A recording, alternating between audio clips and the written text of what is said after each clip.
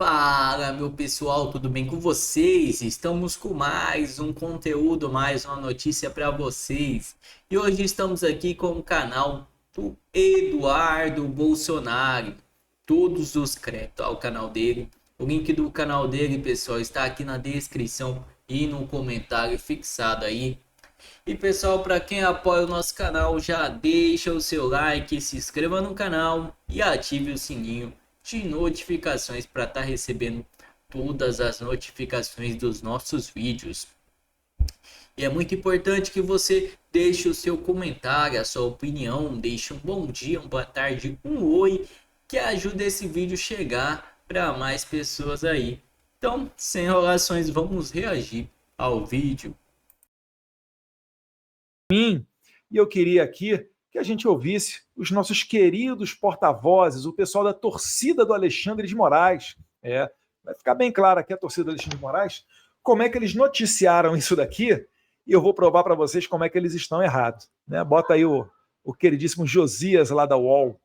Que não vai renunciar ao mandato de deputado. E aí é que mais? Aí tem outras postagens que ele diz que não vai deixar os Estados Unidos, Bolsonaro nega a volta ao Brasil, Eduardo Bolsonaro diz que não volta ao Brasil e que sonha em colocar Moraes na cadeia. O Moraes faz questão de fazer o print, Josias, e colocar...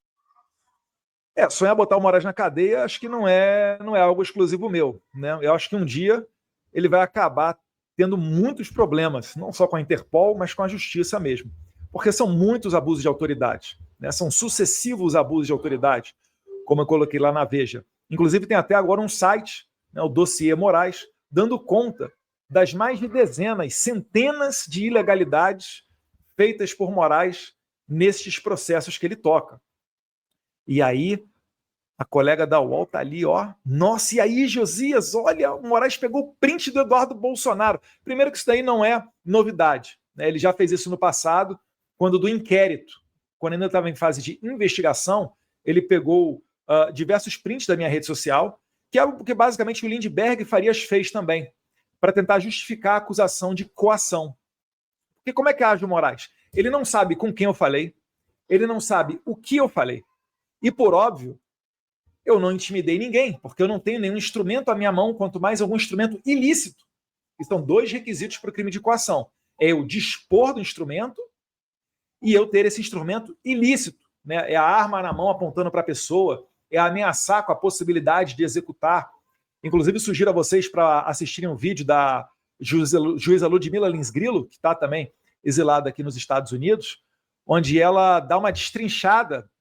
Coloquei esse vídeo no meu X, no meu Facebook, onde ela fala com detalhes sobre a incapacidade, sobre como que qualquer Mobral, ainda que não dentro de uma universidade de direito, conseguiria descaracterizar essa bizarra acusação de coação.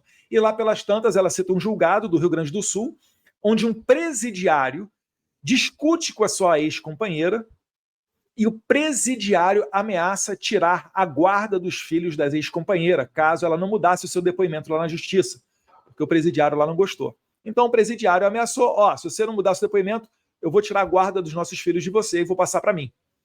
Só que o Tribunal do Rio Grande do Sul considerou que isso não era coação, porque ele não tinha meios para executar.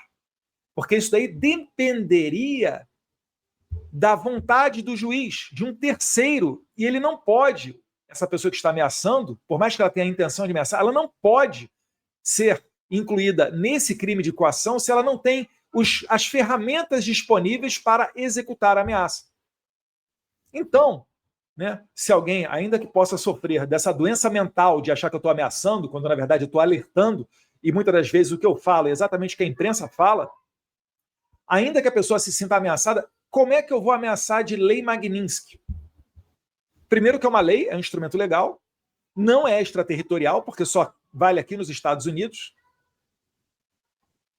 e eu não tenho poder da caneta para fazê-lo. Agora, o secretário do Tesouro, Scott Bassett, o secretário de Estado, Marco Rubio, e o presidente Trump, sim, eles têm o poder e a discricionalidade de fazê-lo. Por que eles não estão no inquérito?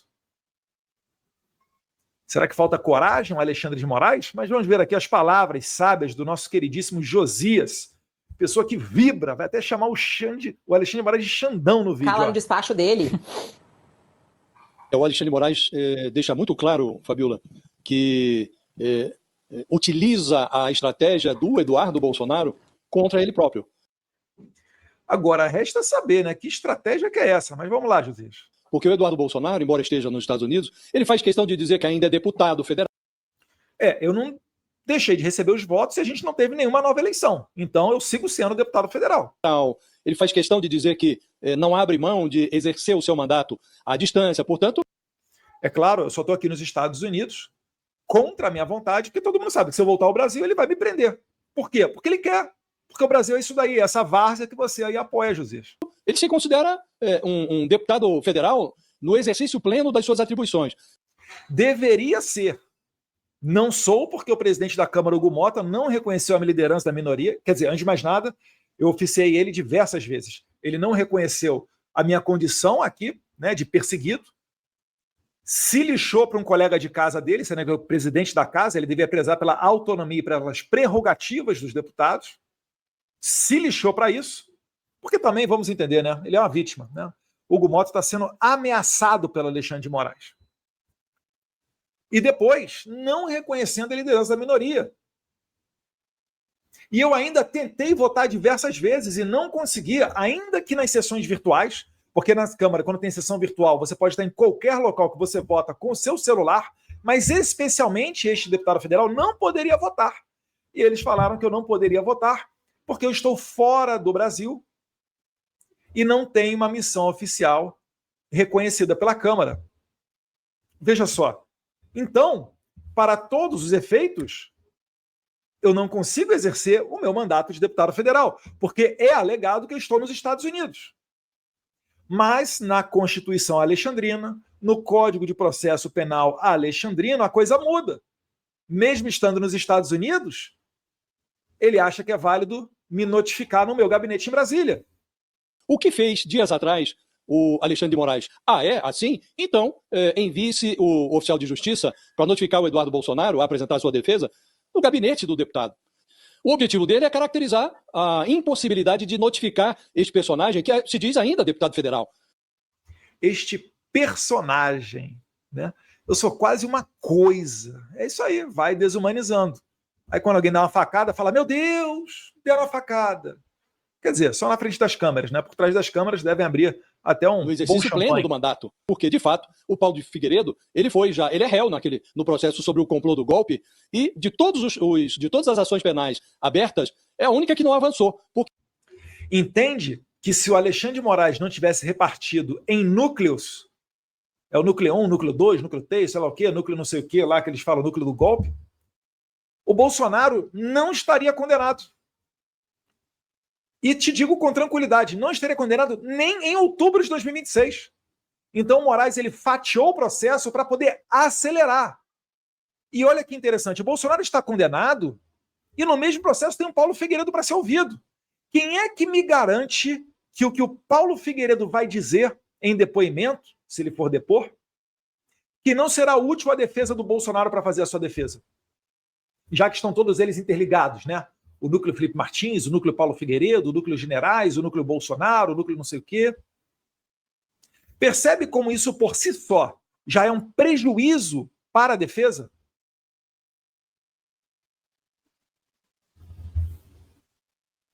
Mas os serviçais do governo, né? Os serviçais da Suprema Corte nunca decepcionam. E o Josias vai continuar. Porque o Estado brasileiro tem dificuldades para notificar o Paulo Figueiredo nos Estados Unidos. Então, há necessidade de abrir um procedimento de cooperação internacional que envolve o Ministério da Justiça, envolve o Itamaraty, é coisa muito demorada. Diferente de você notificar um personagem que se considera ainda deputado federal e, na ausência dele... Se considera ainda deputado federal, mas na cabeça dele não é. É apenas uma figura. E já que eu não sou deputado federal, vamos usar um subterfúgio da lei para dizer que ele foi notificado no gabinete dele, quando a gente sabe que ele não pisa no Brasil. E dane-se o mundo dos fatos, dane-se a busca pela verdade real, dane-se o Instituto da Notificação. Porque a notificação, né, a citação, ela serve para eu saber o quê?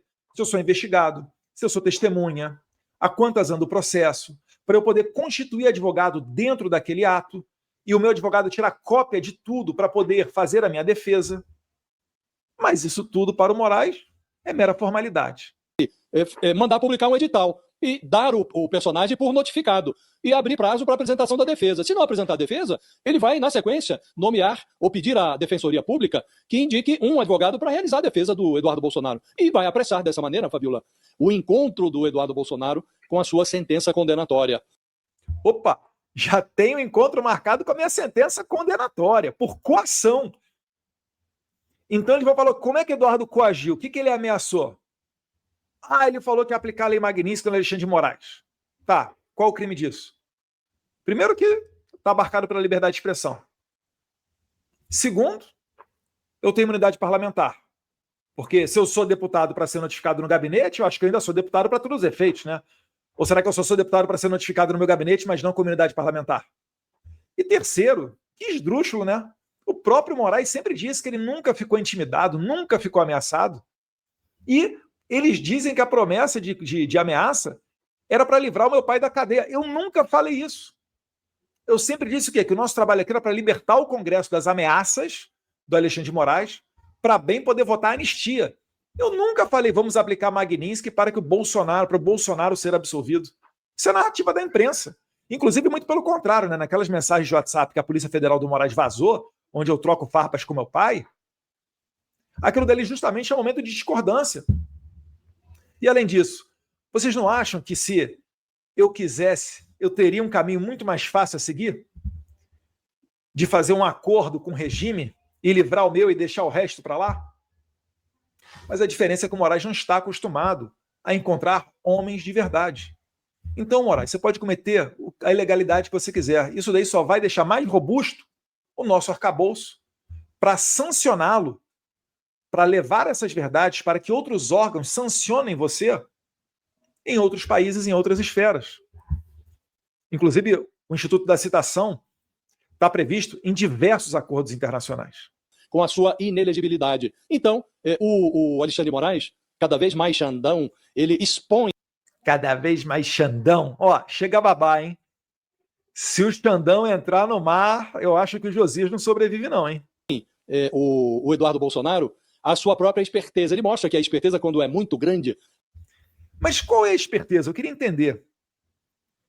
Porque eu sou deputado federal, ele queria o quê? Que eu renunciasse. Se eu te falar o que ia acontecer, olha só. Se eu renunciasse, o que ia acontecer?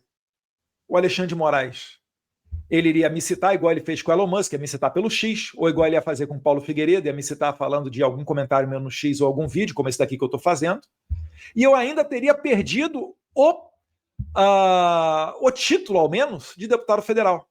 E aí esse Josias que está aqui, como ele não faz uma análise de fatos, ele não traz notícia, ele tenta colocar numa embalagem para entregar para o tão ignorante, né, consumidor da sua baboseira, ele ia falar, Eduardo Bolsonaro quis espertamente renunciar ao mandato para não ser notificado, para fugir do processo de golpe, mas não adiantou, porque o Xandão mandou a notificação por edital.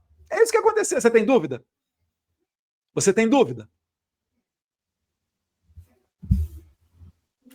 Vamos seguir adiante. Acaba engolindo o dono. E o Eduardo Bolsonaro está fornecendo ao Alexandre de Moraes as ferramentas para que ele apresse o processo, esse que envolve o crime de coação. Essa denúncia que foi feita pela Procuradoria, que logo se converterá em ação penal e, na sequência, em condenação. Vai se converter em condenação já. Realmente. Olha, já estou condenado. O STF nem recebeu a denúncia e eu já estou condenado. Por quê? Por coação. Essa é a linda democracia. Fala, meu pessoal, tudo bem com vocês?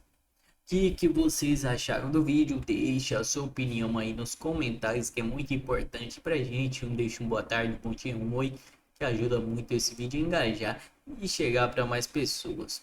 E você aí que apoia o canal, já deixa o seu like, se inscreva no canal e ative o sininho de notificações para estar recebendo todos os nossos vídeos. E Guga fazendo o que ele sempre faz. Ele, Haddad, sempre procurando da onde tirar dinheiro para sustentar a ladranha deles, né? Estamos aqui no Conexão Política, o site que traz a verdade multinacionais na mira. Lula prepara a cobrança inédita de imposto e espera arrecadação bilionária. Ele quer arrecadação para quê? Para gastar, né? Ladrãozinho. Governo prevê 3,4 bilhões de imposto baseado em um impacto internacional rejeitado por Trump. Manutenção da medida pode acirrar tensão com os Estados Unidos. Querem comprar briga, né? Mas tá bom. O presidente Luiz Inácio Lula da Silva, do PT, oficializou a instituição de uma nova modalidade de tributação voltada para empresas multinacionais que mantêm operações no território brasileiro. O presidente aí tá querendo quebrar o nosso Brasil, só pode, com um imposto aí em cima das multinacionais dos Estados Unidos, que vai ser as empresas aí de tecnologias tipo que vai sofrer. A gente vai sofrer muito com isso. O governo federal projeta um incremento de arrecadação na ordem de 3,4 bilhões a partir de 2026, montando será obtido através da aplicação de uma alíquota mínima de imposto de 15% sobre os lucros dessas corporações. A ideia teve sua origem em uma medida provisória proposta pelo Ministério da Fazenda sob a liderança de Fernando Haddad. A legislação se alinha com a recomendação internacional da OECD, Organização para a Cooperação de Desenvolvimento Econômico, que advoga pela implementação de um imposto mínimo global. Que isso. Então é isso, pessoal. Muito obrigado a todos por assistir até aqui. Deixa a sua opinião sobre essa última fala aí. Já falei para você deixar a opinião do vídeo completo do Eduardo Bolsonaro aí. E deixa a sua opinião sobre esse imposto que o Lula aí está tentando implementar no nosso Brasil, que pode acabar ferrando com todos nós. Então já deixa sua opinião. Vamos se juntar para lutar contra esses petistas e esse STF que tá virando uma ditadura. Virando não, né? Já é uma ditadura. Então, hashtag fora Moraes, fora Lula. Até a próxima.